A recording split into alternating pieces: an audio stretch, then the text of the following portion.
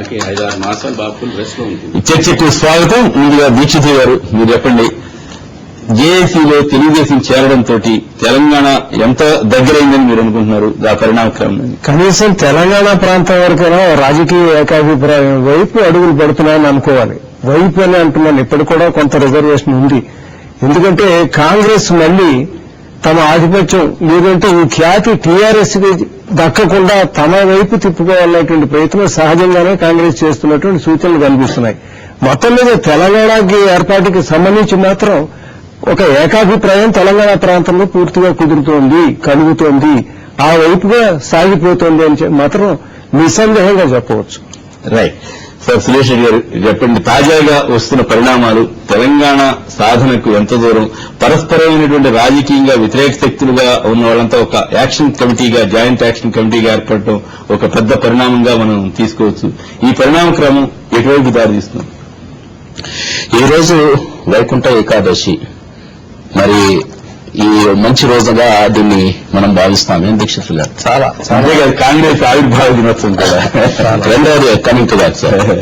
రెండవది of course 125 years Congress formation day. ఈ శుభ సందర్భంలో అన్ని రాజకీయ పార్టీలు తెలంగాణ ప్రాంతంలో కలిశాయనే వార్త నిన్న సాయంకాలం నుంచి పొద్దున పత్రికల్లో విన్నాం. సో ఇది డెఫినెట్లీ అ గుడ్ సైన్.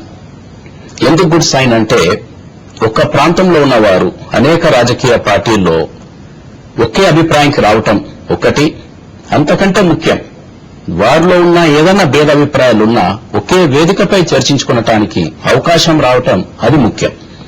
తో అవకాశం ఈ రోజు కలిగాది.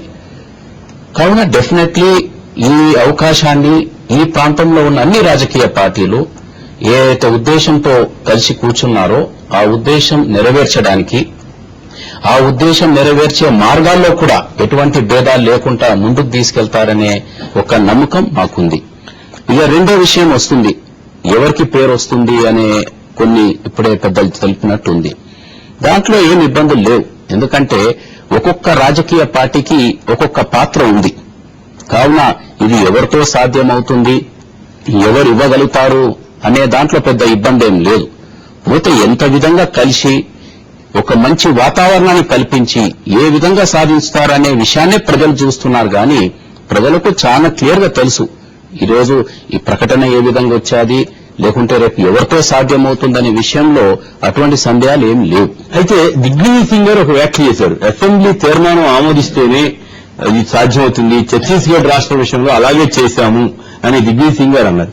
దాని మీద మీరు బహుశా వారు ఒక విశ్వాసం, నమ్మకంతో ఆ మాట అన్నారచ్చు.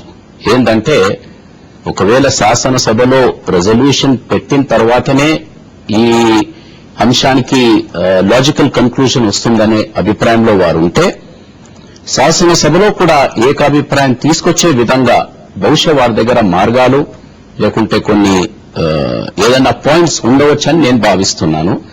అయితే మీ అందరికీ తెలుసు అది ఒక నెసెసిటీ అనేది అవసరం లేదు.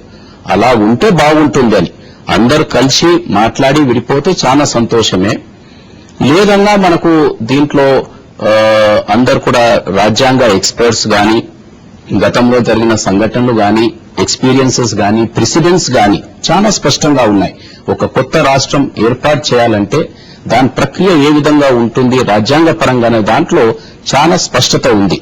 అంటే అదే సమస్య, మీ కాంగ్రెస్ పార్టీ ఆ ప్రక్రియ అటువైపు నుంచి మొదలు పెట్టకుండా ఇటువైపు నుంచి అసెంబ్లీ నుంచి మొదలు పెట్టడం ద్వారా ఇష్యూ అంతటినీ కాంప్లెక్స్ చేసిందని, సంక్లిష్టం చేసిందని, తద్వారా ఈ ఇష్యూని డైల్యూట్ చేయడానికి కూడా ఆస్కారం ఉందనేటువంటి విమర్శలు ఉన్నాయి కదా.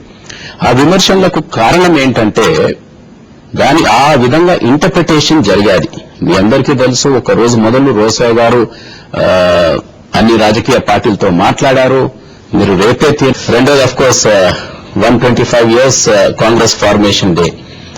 ఈ శుభ సందర్భంలో అన్ని రాజకీయ పార్టీలు తెలంగాణ ప్రాంతంలో కలిశాయనే వార్త నిన్న సాయంకాలం నుంచి పొద్దున పత్రికల్లో విన్నాం.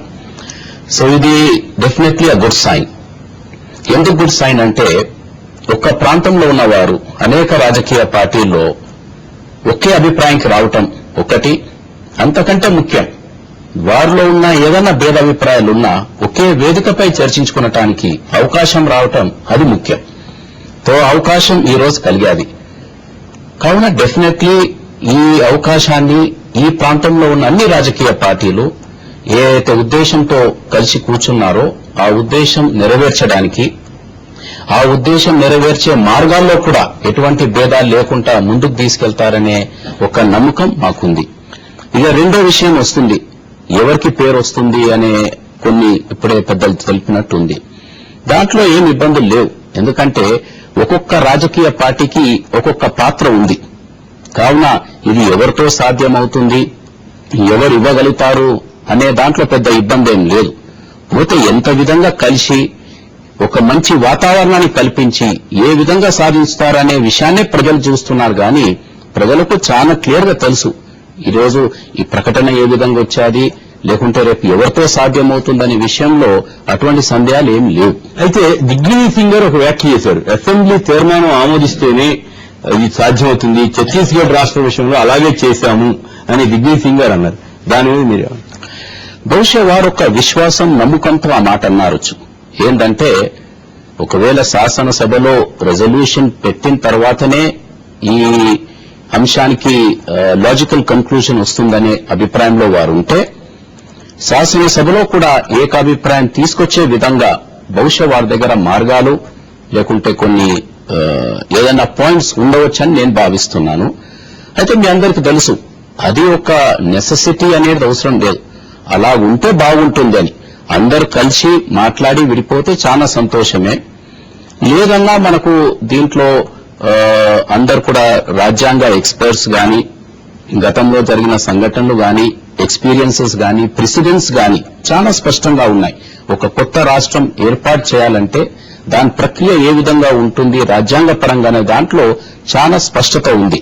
అంటే అదే సమస్య, మీ కాంగ్రెస్ పార్టీ ఆ ప్రక్రియ అటువైపు నుంచి మొదలు పెట్టకుండా ఇటువైపు నుంచి అసెంబ్లీ నుంచి మొదలు పెట్టడం ద్వారా ఇష్యూ అంతటినీ కాంప్లెక్స్ చేసిందని, సంక్లిష్టం చేసిందని, తద్వారా ఈ ఇష్యూని డైల్యూట్ చేయడానికి కూడా ఆస్కారం ఉందనేటువంటి విమర్శలు ఉన్నాయి కదా. ఆ విమర్శలకు కారణం ఏంటంటే దాని ఆ విధంగా ఇంటర్ప్రిటేషన్ జరిగాది. మీ అందరికీ తెలుసు, ఒక రోజు మొదలు రోసయ్య గారు అన్ని రాజకీయ పార్టీలతో మాట్లాడారు.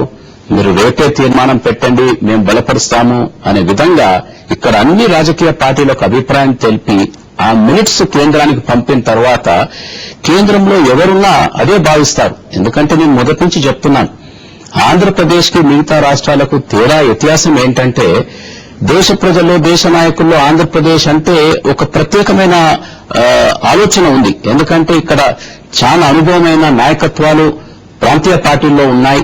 అదేవిధంగా జాతీయ పార్టీల్లో ఉన్న నాయకులు కూడా చాలా అనుభవంతో ఉన్నారు. వాళ్ళు కేవలం రాష్ట్రానికే పరిమితమైన నాయకులు గారు, దేశానికి నాయకత్వం ఇచ్చే నాయకత్వ లక్షణాలు ఉన్న నాయకులు ఉన్నారు. కాబట్టి అటువంటి నాయకత్వంతో కూడిన మినిట్స్ మా దగ్గరకు వచ్చిన తర్వాత మీరు రేపు తీర్మానం పెట్టండి, మేము బలపరుస్తామన్న సందర్భంలో ఎనీ గవర్నమెంట్ ఇంత మంచి వాతావరణం మాకు కల్పించి పంపారే వీళ్ళంతా కలిసి, ఆ తర్వాత అభ్యంతరాలు ఏముంటాయనే భావనతో పంపారు. చిన్న క్లారిఫికేషన్, మీరు రాజ్యాంగ నిపుణులు సభాపతిగా పనిచేసినటువంటి వారు కదా, మీరు చెప్పేది పొలిటికల్ గా దట్ ఈజ్ ఓకే, వీరు అందరూ కలిసి రోసయ్య గారు తెలియజేయడం అది ఓకే. బట్ మనకి రాజ్యాంగ రీత్యా ఈ అసెంబ్లీ అనేటువంటిది ఏ దశలో ఇన్వాల్వ్ కావాలి, అసలు ఆ ప్రాసెస్ కమెన్స్ కావడం అసెంబ్లీలో కావాలా, అక్కడి నుంచి ఇక్కడికి వచ్చిన తర్వాత ఏదో ఒక దశలో ఇన్వాల్వ్ చేస్తే చాలా అసెంబ్లీని. ఇప్పుడు కేంద్ర మంత్రి గారు చాలా స్పష్టంగా మొదటి ప్రకటన చేశారు, of Telangana state will begin అని చెప్పిన తర్వాత ఆ ప్రక్రియ ప్రారంభం కాబోతుంది. దాంట్లో కేంద్ర పాత్ర ఏముంటుందనేది వారు చూస్తారు, రాష్ట్ర పాత్రలు ఏమేమి ఉన్నాయనేది స్పష్టంగా చెప్పారు. దాంట్లో ఒకటి రెజల్యూషన్ అనే మాట చెప్పారు, రెండవది విధించిన కేసులు ఏవైతున్నాయో అది విత్డ్రా చేసుకోమని చెప్పారు. కాబట్టి స్టేట్ రోల్ ఎంతవరకు ఉందో వాళ్ళు చెప్పారు.